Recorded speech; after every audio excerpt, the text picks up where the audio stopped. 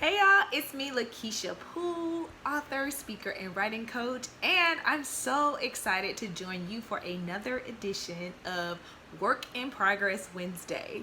And I just really can't wait to share with you just some of the thoughts I have. I've been thinking about you guys, thinking of my fellow creatives. I hope that you did something creative over the past week. I did a new painting, it's behind me.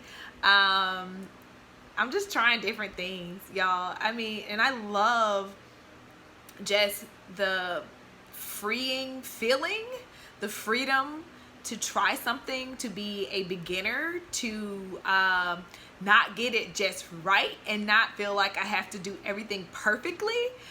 So that's what painting does for me. Like, I have absolutely no intentions of starting a painting career or I may one day want to take classes so I can get better, because that's just the type of person I am. I like working on my craft, but really right now I want it to be something fun. I want it to be something that I can enjoy. And I've shared it with you guys on some previous episodes about how I actually learn a lot about myself whenever I do my paintings, as far as like really decreasing my perfectionism,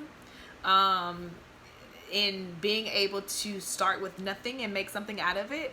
And that is actually very similar to the process of writing. So I know that I have a lot of writers that follow me, and y'all, I encourage you to write. One thing that comes up a lot in coaching and in talking with aspiring writers, I think that they focus so much on the process of writing. So, okay, let me do my outline. Let me put together my publishing plan. Let me build my platform. And I like to talk about some of those other aspects of writing that you don't hear about. I try to warn and prepare my writer friends for some of the emotional aspects of writing. I like to call it the heart work. So it's hard work, but it's like stuff that's going on the inside. Because what tends to happen, and this has been in my experience as well as the writers that I work with, when we get a book idea or we get a story idea or we get just any idea, it is an opportunity for us to learn a little something about ourselves. So when God assigns these divine assignments, these divine tasks, these creative efforts that we just look at, oh, I just want to write a book. That's just a goal I have. We just put it on our resolution list. We just put it on our to-do list. But God is looking at this as an opportunity to grow you, to connect with you, to showcase you some areas of your life or some wounds that remain unhealed. And, for the book that I'm working on, it has been really heavy. Processing some emotions, processing memories, processing past trauma that I've experienced, or the people, the cultures that I'm researching that they've experienced. And so it can be quite draining. And that's one reason why I like coaching, because I feel like when you're in this thing, when you're writing or when you're creating, a lot of times it's very isolated. And so you just make a lot of assumptions about why you may feel a certain way. And so I know I've talked to writers where they are like, oh my gosh, I've just been so lazy. I just want to take a nap after I finish writing that chapter. You were emotionally drained and you needed that nap. You needed that rest so that you can create again, so that you can fill your well back up. And so don't be so hard on yourself, especially if you're in this season where you're creating hard work, like where you're working on something that makes you look back at some things, makes you remember some painful memories. I know in one of our writing sessions, the writer, she was writing about a funeral scene, and so naturally she thinks about what happened to her loved one and that experience. And so it really can dredge up a lot of emotional things that you just don't anticipate. And I want writers to be prepared. I want creators to be prepared when they cross that bridge, because sometimes what happens is when you feel those things, you still want to bury it. You want to ignore it. You don't want to have to really deal with it. And you begin to say, well, maybe it's not meant for me to write this book. Maybe, or you distract yourself with something totally different. And the beauty is in pushing through and moving forward, no matter how you feel. If you're scared, you do it anyway. Fear should not be the brakes.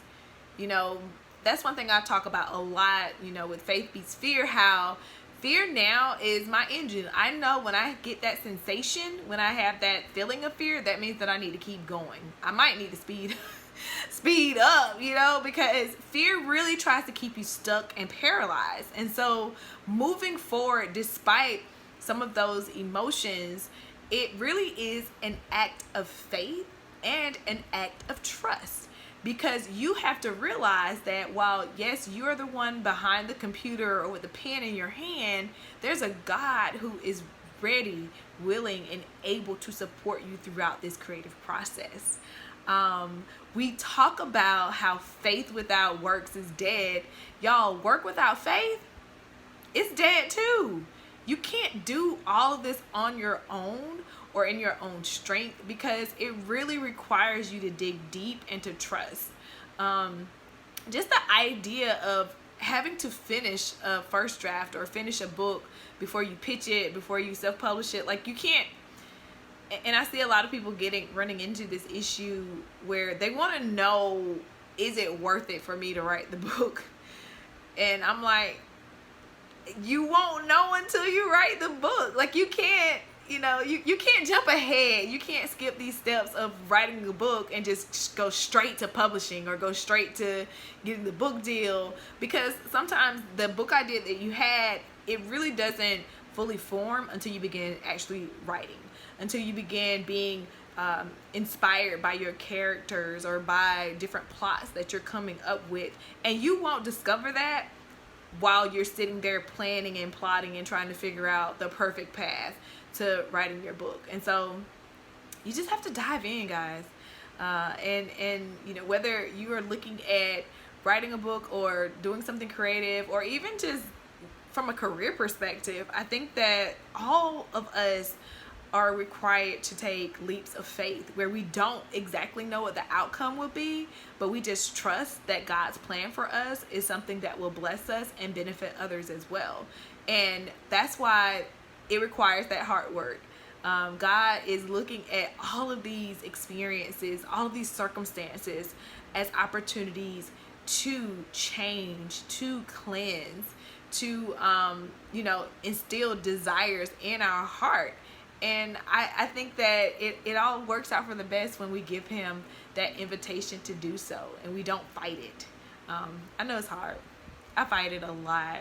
I fight it so much. I was talking to a friend this week about how I have this ideal of me just getting a cabin in the woods and writing. Like, I just want to write. I don't want to do anything else. I just want to write my books. I don't really want to do other tasks, but I see why God wants me to do those other things, why he wants me to get on social media and talk to you guys, why he wants me to write certain emails or post certain things.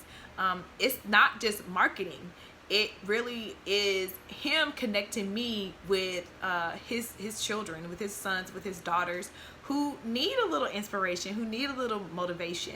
And so a lot of times when we walk throughout this life, we focus so much on our prayers to God. We want him to do certain things for us, when in actuality, there's somebody out there praying for you.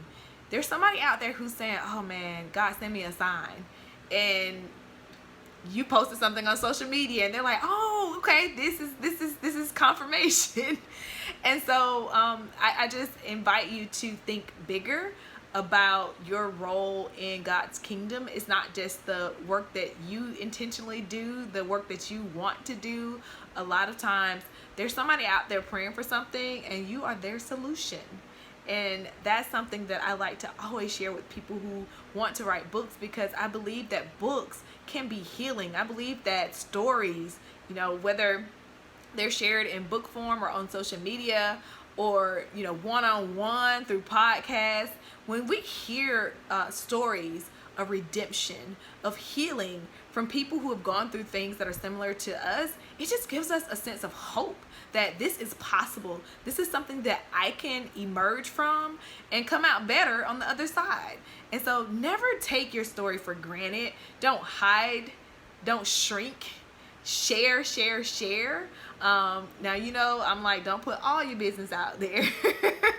But at the same time, if you feel compelled or you feel led to share something, I believe that it's worth it. I believe that it is worthy.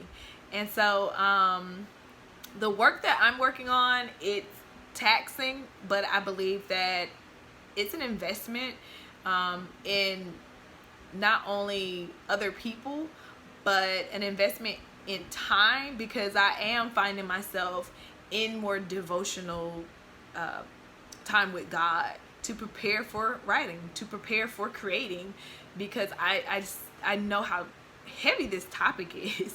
I can't wait for y'all to read this. I mean, I'm probably making the book sound like it's depressing or something like that, but it's not. It's just I want to make sure that I reflect my character's journey in a way that's authentic and real, and showcase how she goes from a terrible situation and emerges victoriously. And so we have to go to we have to start with the terrible before we can get to the win. And so would love to hear about what you are working on. Comment, share if you've ever experienced what I call the heart work, where you start working on something and you think it's one thing and God is like, aha, I wanted to work on your pride. Aha, I wanted to work on your ego. I wanted to heal this wound. I wanted you to trust me deeper.